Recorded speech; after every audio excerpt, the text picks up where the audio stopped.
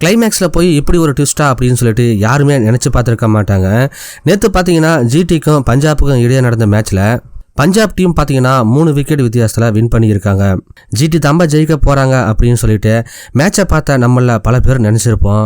சரி ஓகே, இதுக்கப்புறம் இதில் பார்க்குறதுக்கு என்ன இருக்குது அப்படின்னு சொல்லிட்டு சேனலை கூட நம்ம மாற்றிருப்போம். ஆனால் அதிரடியாக ஆடி கடைசி நேரத்தில் ட்விஸ்ட் வச்சான் பாருங்க அப்படிங்கிற மாதிரி பஞ்சாப் டீம் பார்த்தீங்கன்னா அட்டகாசமான ஒரு வெற்றியை பதிவு பண்ணியிருக்காங்க. ஏங்க, இந்த பிளேயரையா நீங்கள் தெரியாமல் போய் ஆக்ஷனில் வாங்கினீங்க?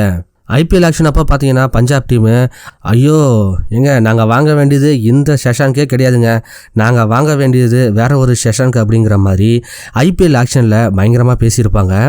ஆனால் நேற்று அவர் ஆடின அந்த ஆட்டத்தை பார்த்த ஆடியன்ஸே இப்போ சொல்லிட்டு வர்றது என்னன்னாக்கா, நீங்கள் இந்த ஆக்ஷனில் எடுத்ததுலேயே உருப்படியான ஒரு ஆள்னா அது இந்த ஷஷாங்க் சிங் அப்படிங்கிற மாதிரி பேசிகிட்டு இருக்காங்க.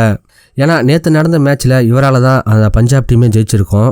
ஆக்சுவலாக பார்த்தீங்கன்னா இதுக்கு முன்னாடி நடந்த ஒரு மேட்ச்சில் கூட இவர் சூப்பராக பர்ஃபார்ம் பண்ணியிருப்பார். 29 பால் 61 ரன்னு, 6 பவுண்டரி 4 6 அப்படின்னு மேட்சையே தலைகீழாக திருப்பி போடக்கூடிய அளவுக்கு ஒரு முக்கியமான இன்னிங்ஸை நேற்று அவர் ஆடியிருப்பார். குஜராத் கிட்ட இருந்த வெற்றியை பஞ்சாப் பக்கம் திருப்பினதுக்கு இவரோட பேட்டிங்கு முக்கிய காரணமாகவும் இருந்தது. இந்த மேட்சை பொறுத்த வரைக்கும் கில்லும் சூப்பராக ஆடி இருந்தார்.